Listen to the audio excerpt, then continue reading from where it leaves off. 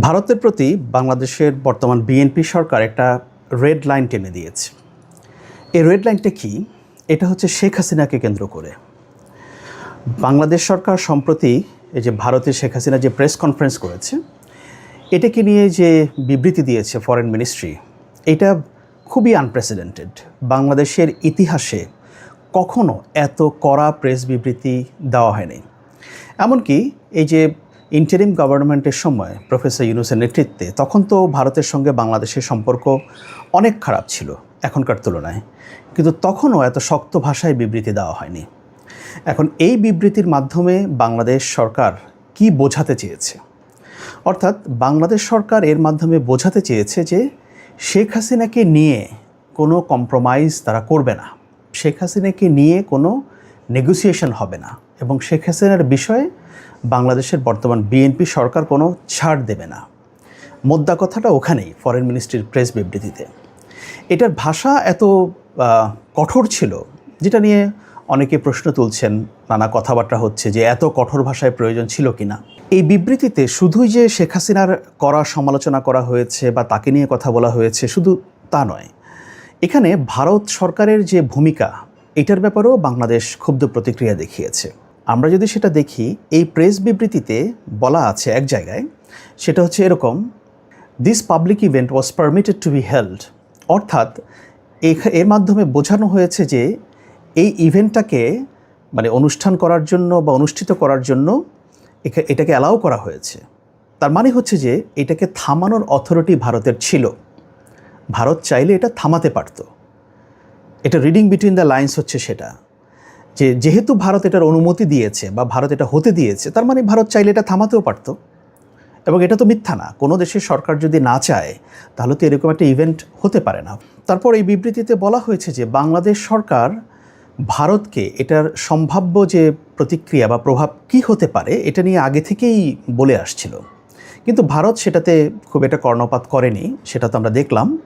এখানে বলা হচ্ছে, Dhaka deeply regrets that in spite of concerns conveyed a priori to the government of India about the likely ramifications to this event on the reset of our bilateral relations, this public event was permitted to be held. এর কথা হচ্ছে যে বাংলাদেশ এই শেখ হাসিনার press কনফারেন্সকে কেন্দ্র করে সরকার ভারতকে আগে অবহিত করেছিল। ভারত সেই বাংলাদেশ সরকারের যে কনসার্ন, উদ্বেগ, এটাকে তারা ইগনোর করেছে। যদি দুদেশের মধ্যে সম্পর্কের অবনতি হয় এটাকে কেন্দ্র করে, সেটার জন্য দায়ভার ভারতের।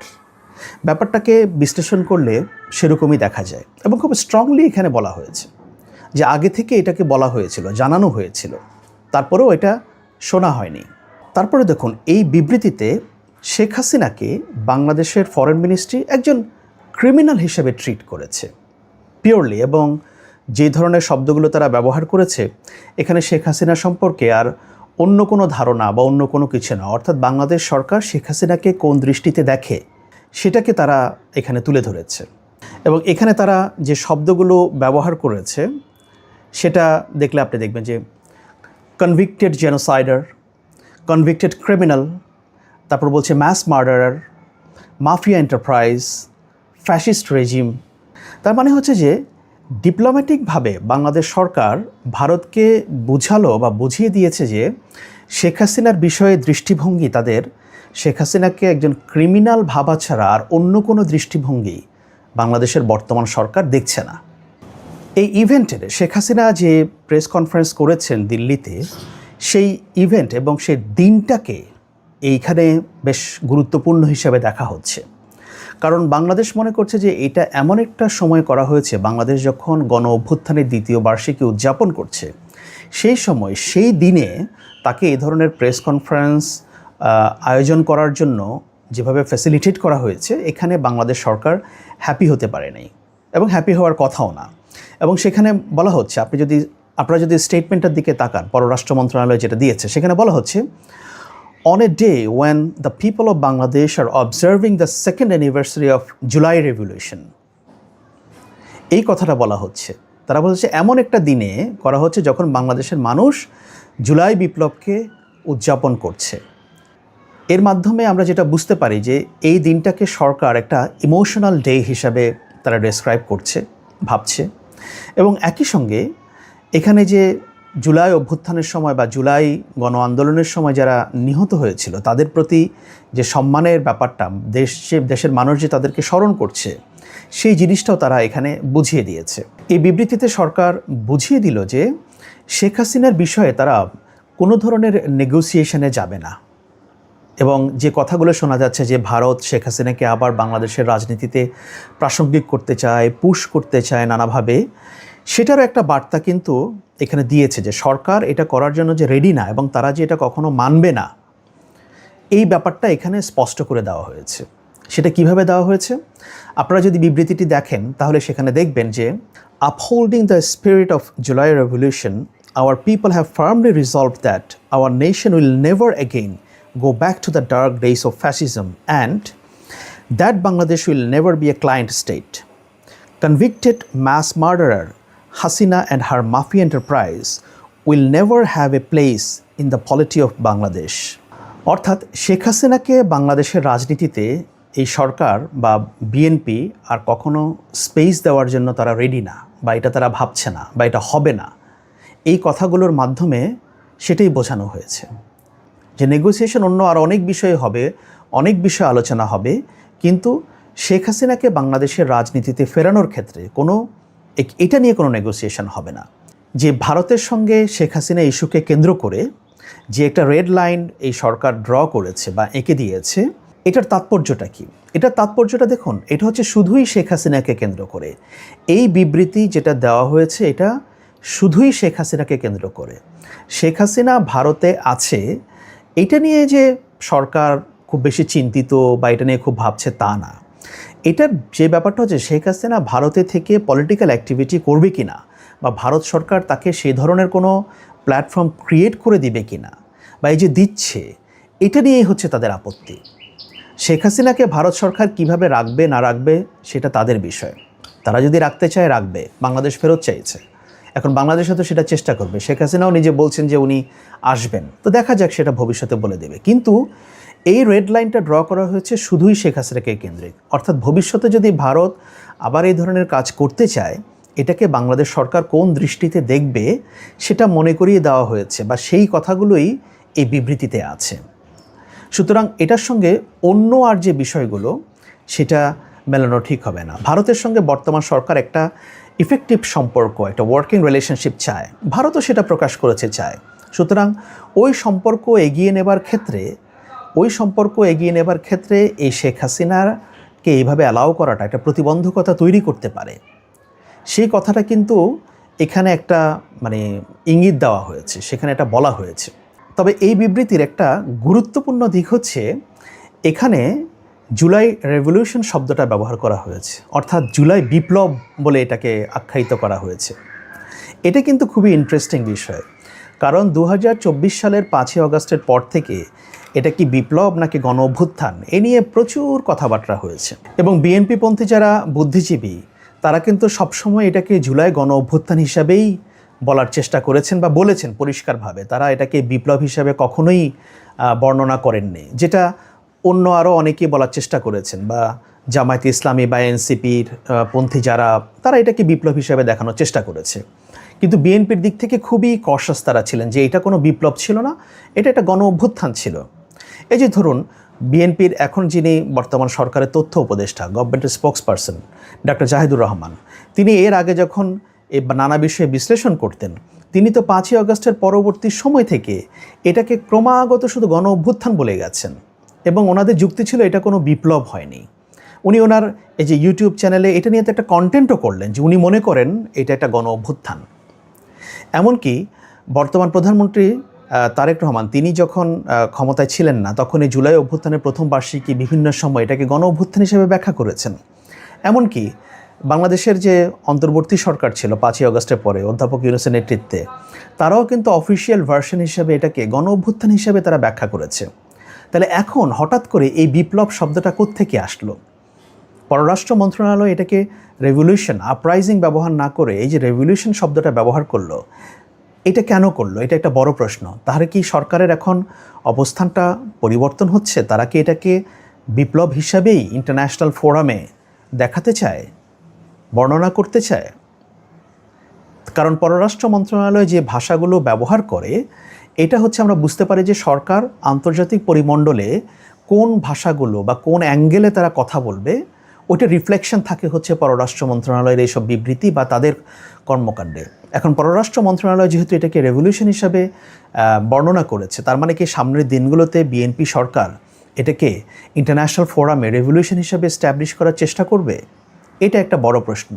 কারণ দেখুন, বিপ্লব নাকি গণ অভ্যুত্থান এটা নিয়ে আমাদের এখানে বাংলাদেশের পরিমণ্ডলে নানা কথাবার্তা হলেও বিভিন্ন ইন্টারন্যাশনাল মিডিয়া তারা কিন্তু 5ই আগস্টের পর থেকে এটাকে নানাভাবে রেভলিউশন বা বিপ্লব হিসাবে আখ্যায়িত করেছে। এই যে যেমন ধরুন আমেরিকার নিউ ইয়র্ক টাইমস পত্রিকা, তারা এটাকে রেভলিউশন এই শব্দটা হরহামেশা ব্যবহার করা হয়েছে। ব্রিটেনের গার্ডিয়ান পত্রিকা তারা এটাকে রেভলিউশন হিসেবে ব্যবহার করেছে শব্দ। ব্রিটেনের দ্য টাইমস পত্রিকা তারাও বলেছে এটাকে রেভলিউশন হিসাবে। সম্প্রতি দ্য ডিপ্লোম্যাট ম্যাগাজিন তারাও কিন্তু এটাকে রেভলিউশন হিসাবে বলছে। এই সবগুলোই কিন্তু আপনারা দেখতে পাচ্ছেন।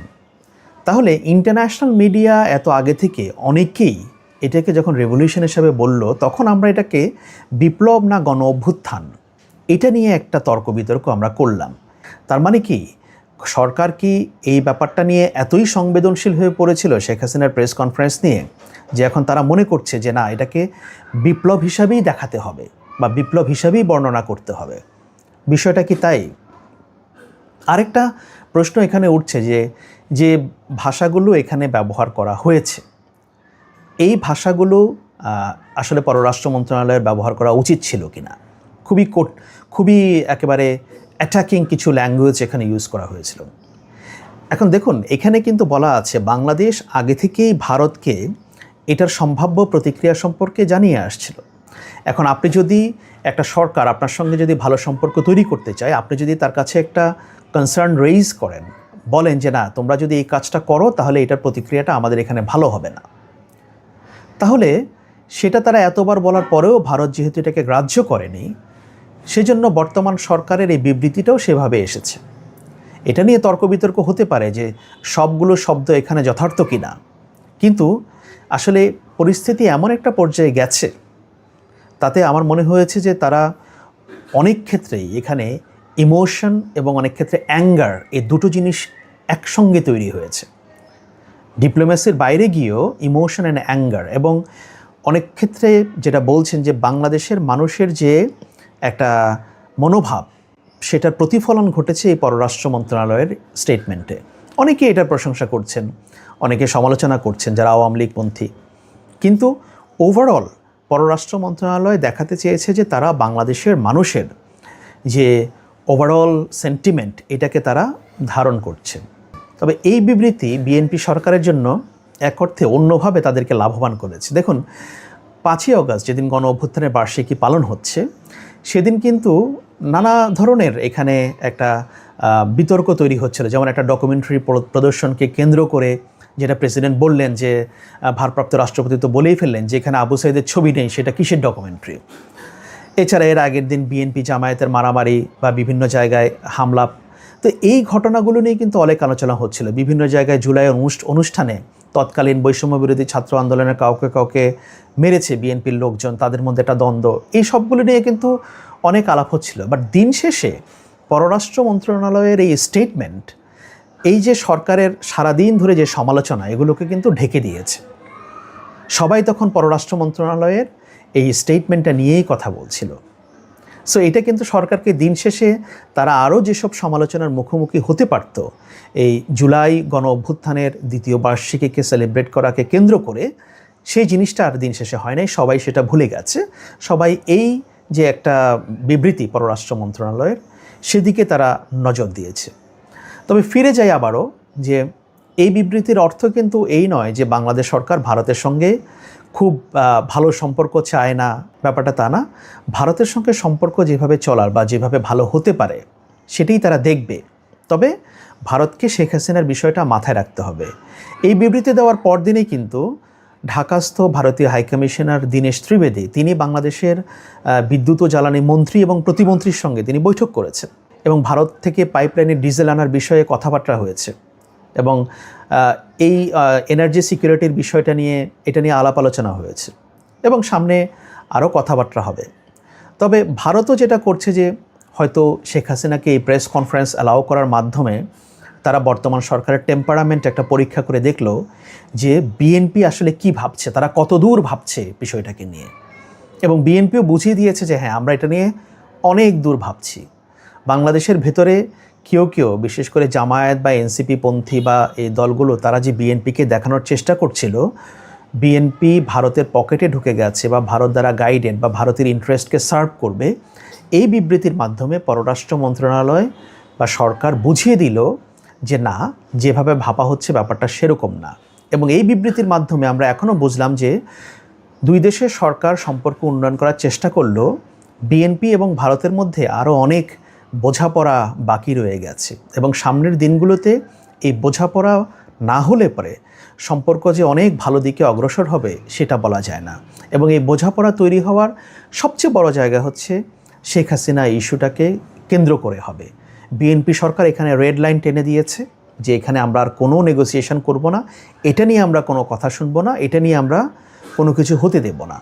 অন্যদিকে দেখা যাক ভারত এই কনসার্নটাকে কতটুকু গ্রাহ্য করে এবং সামনের দিনগুলোতে তারা কিভাবে এই সম্পর্কটাকে এগিয়ে নিতে চায়।